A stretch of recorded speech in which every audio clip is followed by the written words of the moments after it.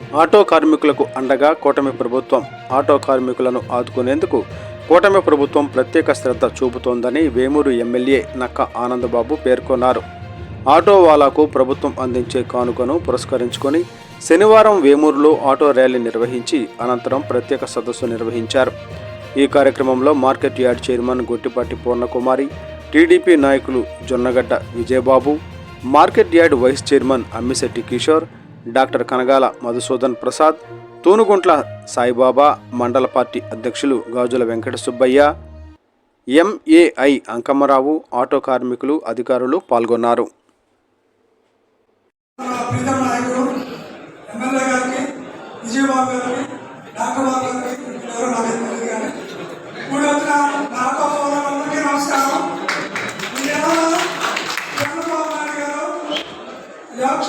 మేనిఫెస్టోలో ఏ రీతిగా ఆటో కార్మికులకు చేపిస్తానని సెలవించున్నాడో అదే రీతిగా ఈ నెల 4వ తారీఖున చంద్రబాబు నాయుడు గారు తమ చేతుల మీదుగా ప్రతి ఒక్క ఆటో కార్మికుడికి 15,000 తమ ఖాతాలో జమ చేయడానికి కార్యక్రమం సిద్ధం చేస్తున్నారు. అందుకనే మనం ఇక్కడ అందరం కూడి ఉన్నాము. అదే రీతిగా మాది చంపాడు, నా పేరు వాళ్ళని, నేను 20 సంవత్సరాల బట్టి ఆటో చదువుతున్నాను. ఆటో అంటే ఒక కుటుంబం ఎవరి దగ్గరికి వెళ్ళి చేయి చాపుకుంటే బతికే విధానం ఇది. ఎవరు నాకు పని వాళ్ళు చెప్పవసరం లేదు. ఆటో కార్మికుడికి పొద్దున్నే తన డ్యూటీ చేసుకుంటూ తన కుటుంబాన్ని బాగా పరిగణించుకోవచ్చు నాకు తెలిసి. అదేవిధంగా ఈ ఆటో కార్మిక ఇబ్బందుల వల్లే మన ఈ కూటమి ప్రభుత్వము మన ఆటో కార్మికులు ప్రతి ఒక్కరికి 15,000 ఈ దిన మన ఖాతాలో జమ చేయడానికి సిద్ధంగా ఉన్నారు. ఈ సమయం ఇచ్చిన పెద్దలకి, ఆటో సోదరులకి, మీడియా మిత్రులకి ధన్యవాదాలు. నమస్కారం. ఇక్కడికి వచ్చిన పెద్దలందరికీ కూడా నమస్కారం. ఏంటంటే మాది పల్లెకోనండి. పల్లెకోలో ఆటో నేర్చుకుని జనాన్ని రైలు కంపెనీకి తీసుకెళ్తామంటారు. డైలీ రెడ్డిపాలెం, పల్లెకాలం నుంచి రెడ్డిపాలెం దాకా రైలు కంపెనీకి జనాన్ని తీసుకెళ్తామండి. ఏంటంటే ఇప్పుడు మనకి కొంచెం అదే సీఎం గారు మనకి 10 ఏళ్ళగా తెలియజేశారు. ఆర్థిక సహాయం మనకి చేస్తున్నారు కాబట్టి ఆయనకి ధన్యవాదాలు తెలియజేసుకుంటున్నాను.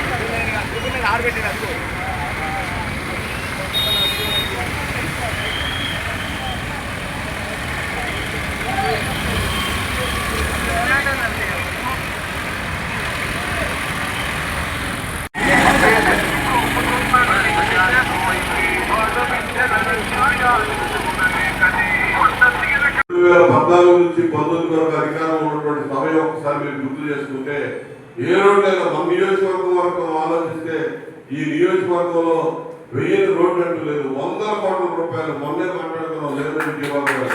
ఒక వేలూరు గ్రామంలోనే 20 కోట్ల రూపాయలు ఖర్చు పెట్టాను నేను రోడ్లు. అంటే 29 గ్రామాలకు ఎన్ని కోట్లు ఖర్చు పెట్టున్నాం మీరు ఒకసారి ఆలోచించండి. లోకల్గా ఇచ్చిన ఫ్లాట్ లో ఇళ్లు పూర్తిగా లేవు కానీ రోడ్లు పూర్తిగా వేసేసాం.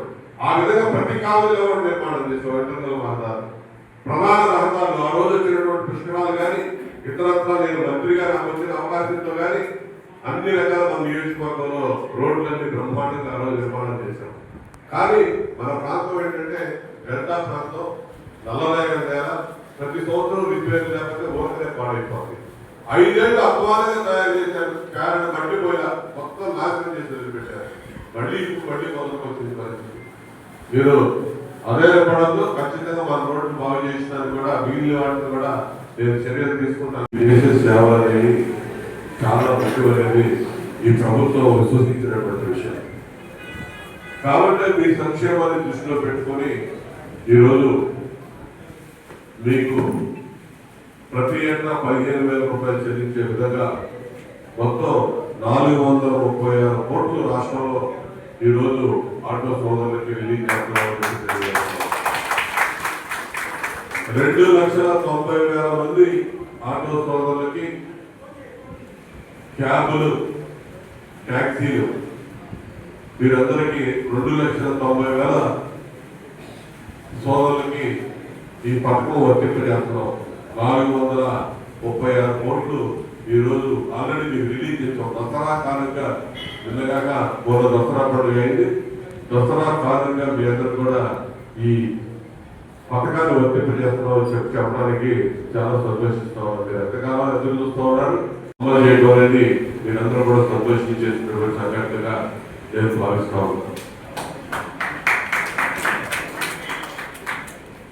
ఇప్పుడు మీరందరూ వాస్తవం ఆలోచించండి. నాకు బాగా గుర్తు, గత ప్రభుత్వంలో జగన్మోహన్ రెడ్డి హయాంలో 10,000 రూపాయలు ఇచ్చారు. మేము 15,000 ఇస్తున్నాం. కానీ 10,000 ఇచ్చినప్పుడు మీరు పడ్డ ఇబ్బందులు ఏంటో కూడా నాకు తెలుసు. పోలీసు వాళ్ళు ఎక్కడికక్కడ కేసులు రాస్తా ఉండేవాడు మీ మీద. వాళ్ళు మీకు ఇచ్చే 10,000కు సరిపాదు, ఇది బ్రేక్ చేయించలేదని, మోటార్లకు మించి పాసింజర్లు ఎక్కించారని, స్పీడ్ అధికంగా పోతున్నారని, ఎవరో కోపం వస్తే వాళ్ళు పోలీస్ డిపార్ట్మెంట్ వాళ్ళు ఎక్కడ పడితే అక్కడ ఆపి, అంటే ప్రభుత్వ ఆదేశాలు మీకు ఇస్తున్నటువంటి డబ్బులు మళ్ళీ వసూలు చేసుకోవాలి మీ దగ్గర. ఈ విధంగా సంవత్సరంలో మీకు ఇచ్చే 10,000 వాళ్ళు 2 నెలల్లో. రెండోది ప్రధానమైన ఇబ్బంది ఏంటంటే మీరు హాయిగా డ్రైవ్ చేసుకుంటూ మీ వాహనాన్ని నడిపించాలంటే రోడ్లు శుభ్రంగా ఉండాలి, రోడ్లు బాగుండాలి. రోడ్ల మరమ్మతుకి 10 కోట్ల రూపాయలు కూడా ఖర్చు పెట్టారు కదా ఎక్కడ కూడా.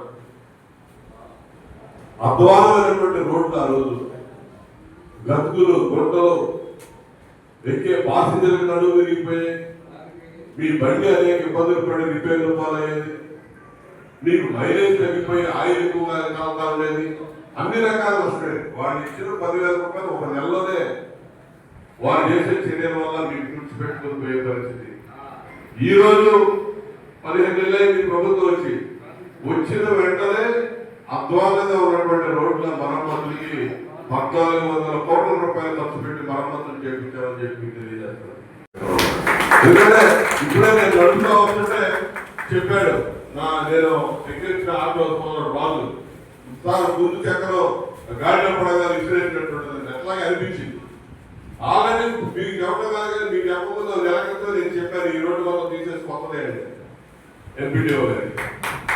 అంటే సమస్య పరిష్కారానికి ఏ విధంగా చర్యలు తీసుకుంటాం, ఏ విధంగా స్పందిస్తాం అనే దానికి ఉదాహరణగా మీకు చెప్తాను. ఈ ఒక్క రోడ్డు ఏం కదా సరిపోతాను కదా. ఆల్రెడీ మీరు చాలా ఖర్చు పెట్టాం. ఎన్ఆర్జీఎస్ నిధులు దాదాపు 40 కోట్ల రూపాయలతో ఇంటర్నల్ రోడ్స్ ఈ 15 నెలల కాలంలో పూర్తి చేశారు.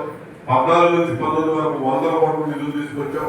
వీళ్ళు 5 సంవత్సరాలు మాత్రం నాశనం చేసి పెట్టారు. రాష్ట్రాన్ని ఏ విధంగా నాశనం చేశారు, ఈ నియోజకవర్గం కూడా అంతే నాశనం అయిపోయింది.